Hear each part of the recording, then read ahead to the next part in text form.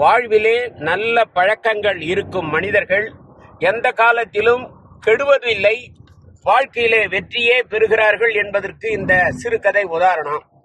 சுப்பிரமணி என்ற ஒரு குயவர் மிக அருமையாக பல நாட்கள் தவம் செய்து தனக்கு இல்லாத ஒரு மகனை சில ஆண்டுகள் கழித்து பெற்று விடுகிறார்.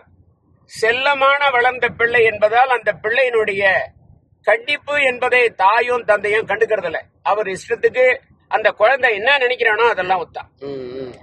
அதனால அந்த குழந்தைக்கு தகப்பனார் பார்த்தாரு, அவனை திருத்த முடியல, அடிக்க முடியல அப்படின்னாலும் ஒரு கருத்து, அப்பா கிட்ட ரொம்ப பாசமா இருப்பாவன். அவர் இறக்கும் தருவாயில சொன்னார், மகனே எப்பா எப்பவுமே நல்லதை பாரு, நல்லதை பேசு, நல்லதையே செய் என்று பெரியவங்க சொன்னாங்க. ஆகவே நான் உனக்கு சொல்றேன், நீர் இல்லா நெற்றிப்பாள் என்று பெரியவர்கள் சொல்லுகிறாங்க.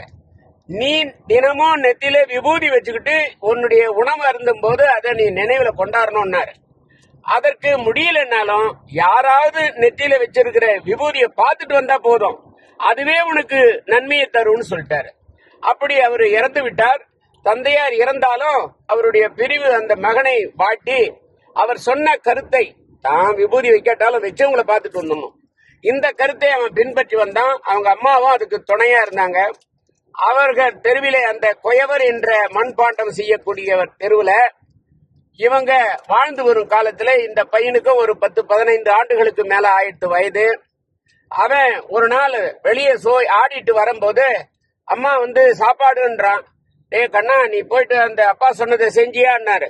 ஆமா, எதிர் வீட்டுல மாமா இருப்பாரு ராமசாமி, அவரை பார்த்துட்டு வந்துடுறேன் அப்படின்னா, அந்த ராமசாமி எப்பவுமே காலையில இருந்து உடம்பு பூரா பட்டப்பட்டையா விபூதி போட்டுட்டு இருக்கிறவரு, அவரை பார்த்துட்டு வந்துடலான்னு இவன் வேகமா போறான் எதிர் வீட்டுக்கு. அப்படி போகும்போது அந்த ராமசாமி குயவர் என்ன பண்ணிருக்காரு, ஏரிக்கு போயிட்டு மண் எடுக்க போயிருக்காரு, அந்த பாண்டங்கள் மண்பாண்டம் செய்வதற்கு வேண்டியது. ஆகவே அவர் அங்க போயிருக்காருன்னு தெரிஞ்சுக்கிட்டு வீட்டுல இல்ல, சொல்வதிலே பொய் இருக்க கூடாது, உண்மை இருக்கணும், உழைப்பு இருக்கணும், உயர்வு வரும். அதுக்கு இது உதாரணம். அங்க பார்த்துட்டு மாமா ராமசாமி இல்லைன்றதுனால ஏரிக்கறிக்கு ஓடுறான். இவனுடைய கால நேரத்துல அந்த ராமசாமி கடபாரியும் மண்ணொட்டியும் வச்சுக்கிட்டு மண்ணா வாரி கொட்டும் போது டங்குன்னு ஒரு சத்தம் கேட்டுது. என்னடா இது சத்தம்னு திருப்பி பார்த்தா யாரும் இல்ல ஏரிக்குள்ள, அவர் மட்டும்தாங்கிறாரு. ஆகவே பிறகு பார்த்தா ஒரு பானை நிறையில, வெண்கல பானை நிறைய தக்க காசுகள் அவருடைய கையில கிடைச்சது. அதை எடுத்த போது அவருக்கு உடம்பெல்லாம் வேத்து போச்சு. இவ்வளவு காணத்தை அவருடைய வாழ்நாளிலே பார்த்ததுல தங்க காசுகளை அதெல்லாம் பார்த்துட்டு அப்படியே மண்ணம் தள்ளிட்டு உட்கார்ந்தாரு அவரு. அப்படி உட்கார்ந்த நேரத்துல இந்த பையன் என்ன பண்ணா, வேகமா ஓடி போயிட்ட மாமான்னா. இவன் சொன்ன உடனே யாரா நம்ம கூப்பிடுறான்னு அந்த ராமசாமி எதிர்த்து பார்த்தா. அப்படி பார்த்த உடனே மாமா பார்த்துட்டேன், மாமா பார்த்துட்டேன், மாமா பார்த்துட்டேன்னு சொல்லிட்டு ஓடிட்டான்.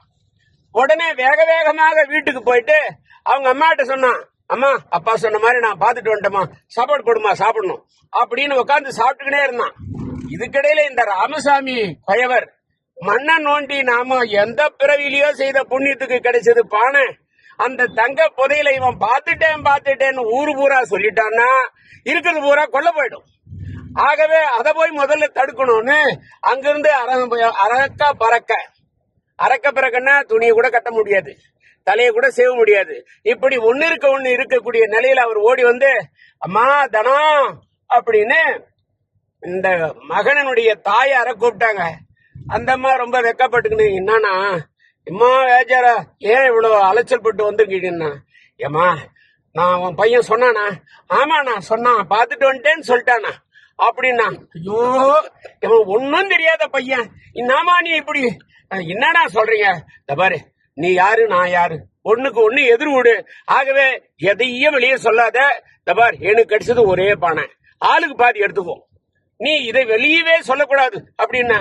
இந்த அம்மாவுக்கு வேத்து போச்சு, என்னத்த வெளியே சொல்லக்கூடாது, என் பையன் பார்த்துட்டேன்னு தானே சொன்னான் அப்படின்றத மனசுக்குள்ளே நினைக்கும் போது, எனக்கு தங்கப்பானை கிடைச்சுக்குதுமா, எனக்கு நான் மனசாட்சிப்படி சொல்றேம்மா, உனக்கு பாதி கொடுத்துட்றேன், எனக்கு பாதி வச்சுக்கிறேன், இது நம்மோட இருக்கணும். ஊருக்கு சொன்னா பஞ்சாயத்து போவோம், பஞ்சாயத்து அப்புறம் ஊர்ல இருக்கிறவங்க எடுத்து போயிடுவான் அப்படின்னு சொன்ன உடனே அந்த அம்மாவுக்கு சூடு அப்பதான் கிளம்பிச்சு. அடடா, இது கடவுளுடைய சித்தம் போல இருக்குது, அப்படியே நீங்க சொன்னா சரிண்ணா அப்படின்னா. ஆகவே அந்தாலும் பொழுது போற வெள்ளியும் அந்த ஏரிக்குள்ளவே இருந்து எல்லாம் இருட்டுற நேரத்துல கட்டமாட்டு வண்டியில மண்ணும் அந்த பானையும் தூக்கி வச்சு மூடி மறைச்சு வீட்டுக்கு எடுத்தாந்தாரு. சொன்னபடியே அந்த பெண்ணுக்கு பாதி நாணயங்களை ஒரு 5000 காசுகள் என்று சொன்னா ஒரு 2500 காசுகள் அந்த அம்மாவுக்கு கொடுத்துட்டாங்க. இவரும் வச்சுக்கிட்டாரு. ஏமா தானம், நம்ம எவ்வளவோ வறுமைப்பட்டோம், இனிமாவது கடவுள் நமக்கு ஆசீர்வாதம் பண்ணியிருக்காரு, நல்லா இருப்போம்னு சொல்லி வாழ்த்தினார். அந்த அம்மா யோசனை பண்றாங்க, என்ன காரணம்? நம்முடைய வீட்டுக்காரர் மகனுக்கு ஒரு பழக்கத்தை சொன்னாரு, நீ நீர் வைக்கணும் நெற்றியில, நீ வைக்காட்டாலும் வச்சவங்களை பார்த்துட்டு வரணும், அந்த சத்தியத்துக்கு கட்டுப்படணும். இந்த நல்ல குணத்தை பின்பற்றிய காரணத்தினாலேதான் அந்த மகன் தான் போய் தன்னுடைய தந்தையனுடைய சொல்லுக்கு கட்டுப்பட்ட ஒரு செயல்பாட்டினாலே பெருத்த தனத்தை அடைந்தான். அப்ப பெரியவங்க சொல்லுக்கு எவ்வளவு மரியாதை இருக்குது. பெரியவங்க சொல்லதை ஏமாத்தாத நம்ம பின்பற்றணும், உண்மையாக பின்பற்றணும், உழைக்கணும், கண்டிப்பா முன்னுக்கு வருவோம் என்று இந்த கதையின் மூலமாக சொல்லி நிறைவு செய்கிறேன். வாழ்க வளமுடன்.